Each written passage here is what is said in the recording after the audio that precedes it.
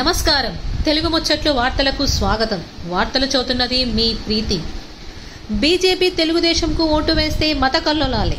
జగనన్నతోనే అభివృద్ధి సంక్షేమం. ప్రశాంతమైన పుంగనూరులో కులాల చిచ్చు రగులుతుంది. సూట్ కేసుతో వచ్చిన కిరణ్ను అలాగే సాగనంపాలి. పుంగనూరు అభివృద్ధిని అడ్డుకుంది కిరణ్ బాబులే. కార్యకర్తలకు అండగా ఉంటా ఎంపీ మిథున్ రెడ్డి. ఉమ్మడి పార్టీలుగా ఎన్నికల్లో పోటీ చేస్తున్న తెలుగుదేశం బీజేపీలకు ఓటు వేస్తే మత కల్లోలాలు సృష్టిస్తారు. ప్రశాంతమైన పుంగనూరులో బీజేపీ ఓటు వేస్తే టీడీపీకి వేసినట్లే, టీడీపీకి ఓటు వేస్తే బీజేపీకి వేసినట్లే అని జాగ్రత్తగా ప్రజలు ఓట్లు వేయాలి. హిందూ ముస్లింలు సోదర భావంతో ఉన్నారు. ఉమ్మడి అభ్యర్థులు వస్తే కులాల చిచ్చు రేపుతారు. బీజేపీ రాజంపేట ఎంపీ అభ్యర్థిగా పోటీ చేస్తున్న సూట్ కేస్ కిరణ్ను అలాగే సాగనంపుతాం. పుంగనూరు అభివృద్ధిని అడ్డుకుంది చంద్రబాబు, కిరణ్ లేనని దుయ్యబడ్డారు. పుంగనూరుపై ముఖ్యమంత్రి వైఎస్ జగన్మోహన్ రెడ్డి ఎంతో అభిమానంతో వేలాది కోట్ల రూపాయలు విడుదల చేసి అభివృద్ధి చేశారని కొనియాడారు. పుంగనూరులో మంచినీటి ప్రాజెక్టులు, రోడ్లు అడ్డుకొని ప్రజలకు సమస్యలు సృష్టిస్తున్న బీజేపీ, తెలుగుదేశం అభ్యర్థులకు గుణపాఠం నేర్పండి. ఎన్నికల్లో మాయమాటలు నమ్మకుండా గత పాలనను, ప్రస్తుత పాలనను గుర్తు చేసుకొని 2 ఓట్లు ఫ్యాన్ గుర్తుపై వేయాలని కోరారు. పుంగనూరు నియోజకవర్గంలో ఏ కష్టం వచ్చినా కార్యకర్తలకు అండగా ఉంటామని, ప్రజా సంక్షేమమే తమ ఆశయమని రాజంపేట ఎంపీ అభ్యర్థి పెద్దిరెడ్డి వెంకట్ మిథున్ రెడ్డి స్పష్టం చేశారు.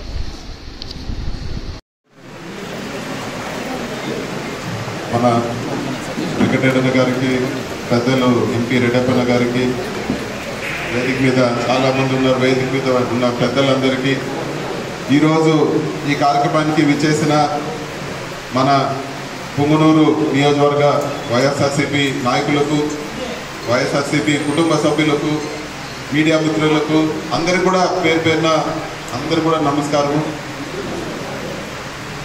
ముఖ్యంగా ఈరోజు మీటింగ్ ముఖ్య ఉద్దేశం ఏమంటే, మన పుంగనూరు నియోజకవర్గానికి సంబంధించి మన నియోజకవర్గానికి ముఖ్యమంత్రి గారు పెట్టే మీటింగు మనకు మదనపల్లిలో పెడతా ఉన్నారని చెప్పి మీకు అందరూ కూడా తెలియజేస్తా ఉన్నాను.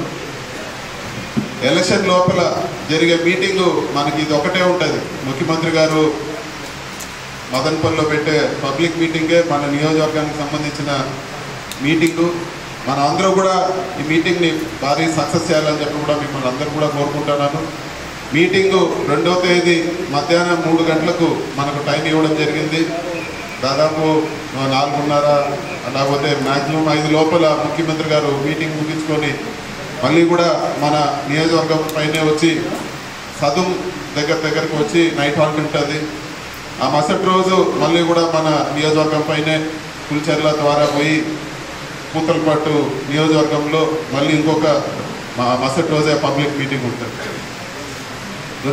మిమ్మల్ని అందరూ కూడా కోరుకునేది ఏమంటే, ప్రత్యేకించి మన నియోజకవర్గం అంటే ముఖ్యమంత్రి గారికి చాలా గొప్ప అభిప్రాయం ఉంది. పుంగనూరు అంటే బ్రహ్మాండంగా మన పార్టీ బలమైన కంచుకోట అనే అభిప్రాయం ముఖ్యమంత్రి గారికి ఉంది.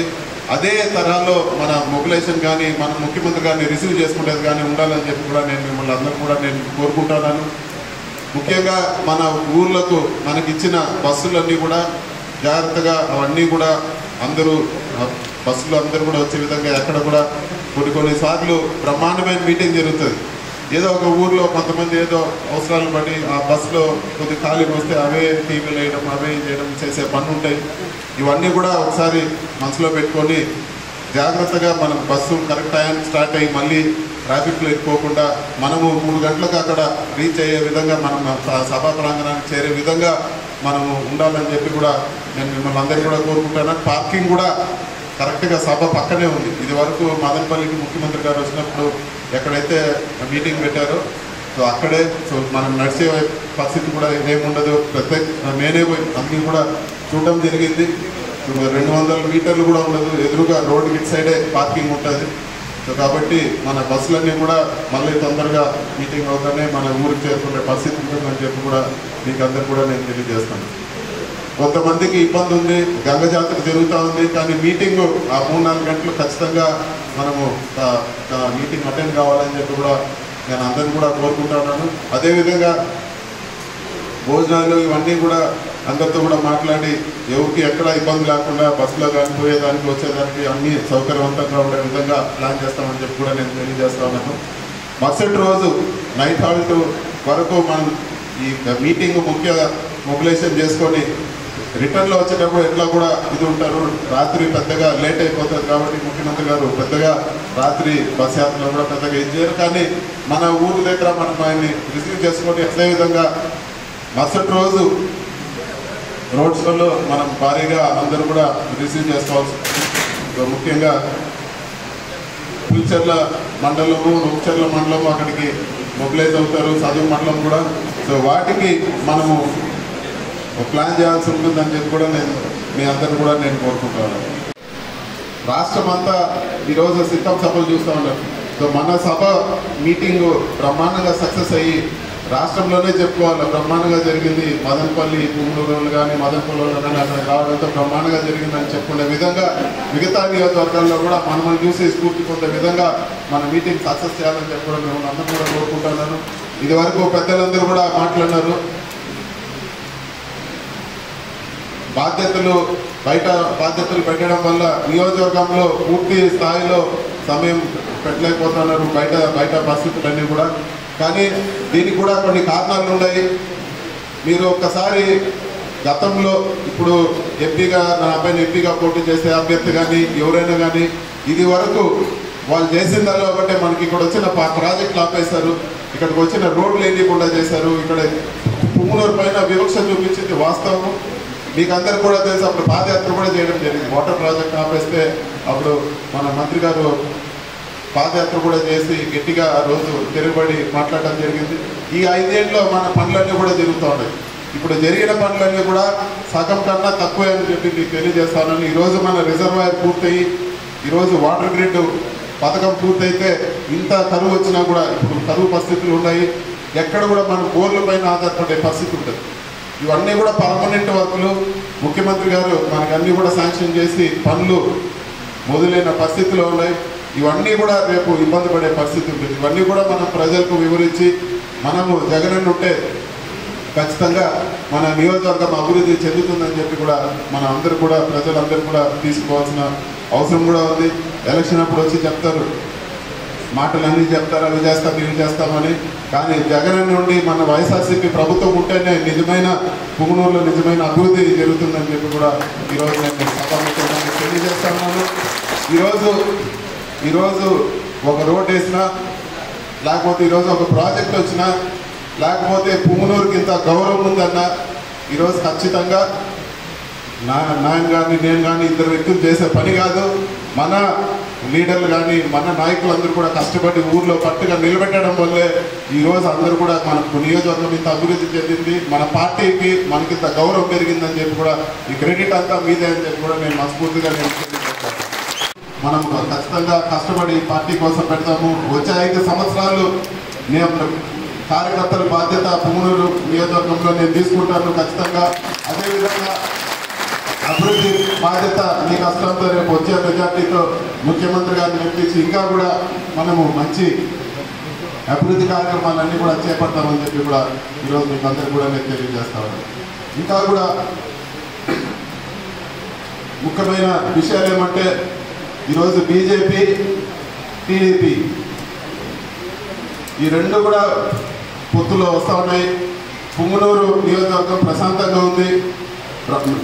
అత్యధిక మైనార్టీలు ఉండేది మన పుంగనూరు కానీ మదనపల్లి కానీ, అదేవిధంగా పీలేరు తమ్మలపల్లిలో ఉన్నారు. ఎప్పుడైతే ఈ మతతత్వ పార్టీలు మన ఊర్లో వస్తాయో అభివృద్ధి కథ అక్కడ పెట్టి ఖచ్చితంగా ఏదో ఒక రోజు మత కళాలు లేకపోతే మన ఊర్లో ప్రశాంతత పోతుందని చెప్పి మనం ఖచ్చితంగా గుర్తుపెట్టుకోవాలి. ఈరోజు అన్నతమ్ముల్లాగా ఉన్నాం మైనార్టీలు కానీ హిందువులు కానీ ఇప్పుడు ఇట్లాంటి అనేక పొత్తులతో ఇవన్నీ కూడా ఒక జనాన్ని రెచ్చగొట్టి ఓట్లు వేయించుకునే పద్ధతిలోకి పోయే పరిస్థితి ఉంటుంది. ఇవన్నీ కూడా మనసులో పెట్టుకొని రేపు రాబో రోజుల్లో బీజేపీ టీడీపీకి ఖచ్చితంగా బుద్ధి చెప్పాలని చెప్పి కూడా ఈరోజు నేను సభాముఖంగా మిమ్మల్ని అందరూ కూడా కోరుకుంటున్నాను. ఇంకొక విషయం ఏమంటే చాలామంది మైనార్టీ సోదరులు కూడా ఇక్కడ ఉన్నారు. బీజేపీకి ఓటేస్తే టీడీపీకి ఓటేసినట్లే, టీడీపీకి ఓటేస్తే బీజేపీకి ఓటేసినట్లే. మైనార్టీలకు వ్యతిరేకంగా రేపు టీడీపీ కూడా బీజేపీతో కలిసి పార్లమెంట్లో కానీ అసెంబ్లీలో కానీ అన్ని బిల్లుల్లో సపోర్ట్ చేస్తుంది అనేది మనం ఖచ్చితంగా గుర్తుపెట్టుకోవాలా. ఈరోజు పోతేపూడిని టీడీపీకి వేసినామంటే రేపు ఖచ్చితంగా అది మైనార్టీ సోదరులకు వ్యతిరేకంగా ఆ ఓటు పనిచేస్తుంది. రేపు ఆ బిల్లు రూపంలో వాళ్ళు వ్యతిరేకం చేస్తారు. అది యూనిఫామ్ సివిల్ కోడ్ కావచ్చు, ఎన్ఆర్సీ కావచ్చు, లేకపోతే హిజాబ్ నిషేధించే చట్టం కావచ్చు, ఇవన్నీ కూడా మైనార్టీలకు వ్యతిరేకంగా వస్తుందనేది మన మైనార్టీ సోదరులందరూ కూడా ప్రజలందరూ కూడా తెలిసే విధంగా మనము చెప్పాలని చెప్పి కూడా నేను ఈరోజు సభాముఖంగా నేను కోరుకుంటాను. అంతేకాకుండా హైదరాబాద్ నుంచి 10 ఏళ్ల తర్వాత ఈరోజు ఒక అభ్యర్థి వచ్చినట్టు సూట్ కేసు తీసుకొని ఈరోజు ఇక్కడ పోటీ చేసేదానికి ఎంపీగా ఆయన మన ప్రాజెక్టులన్నీ కిరణ్ కుమార్ రెడ్డి ఎన్ని ఆపినాడో మీకు అందరు కూడా తెలుసు. మళ్ళా జూన్ 4వ తేదీ సూట్ కేసు ఎత్తుకొని హైదరాబాద్ పంపించే విధంగా మన ఓటు తీర్పు ఉండాలా. పుంగనూరులో వచ్చే మెజార్టీతో కౌంటింగ్ పూర్తిగా కూడా వెయిట్ చేయకుండా కౌంటింగ్ హాల్లో నుంచి వెళ్ళే విధంగా మనం ఖచ్చితంగా మీ అందరి ఆసక్తితో ఉండాలని చెప్పి కూడా నేను కోరుకుంటున్నాను. నేను కూడా ఏదో అభ్యర్థి నిలబడితే ఎట్లబ్బా వస్తే మంచివాడు రావాలని కోరుకున్నాను. నాకు ఈరోజు ఈ కిరణ్ కుమార్ రెడ్డి పైన గెలుపు మా నాన్నకు ప్రేమతో పట్టుదలతో మీ అందరి సహకారంతో ఖచ్చితంగా ఇది నేను గెలిచేదానికన్నా ఒక పట్టుదలతో ఒక పౌరుషంతో ఈ గెలుపుంటుందని చెప్పి కూడా మీకు అందరు కూడా నేను తెలియజేస్తాను. అందరూ కూడా కార్యక్రమానికి వచ్చేసిన అందరూ కూడా పేరు పేరున కృతజ్ఞతలు. అందరికి కూడా ధన్యవాదాలు.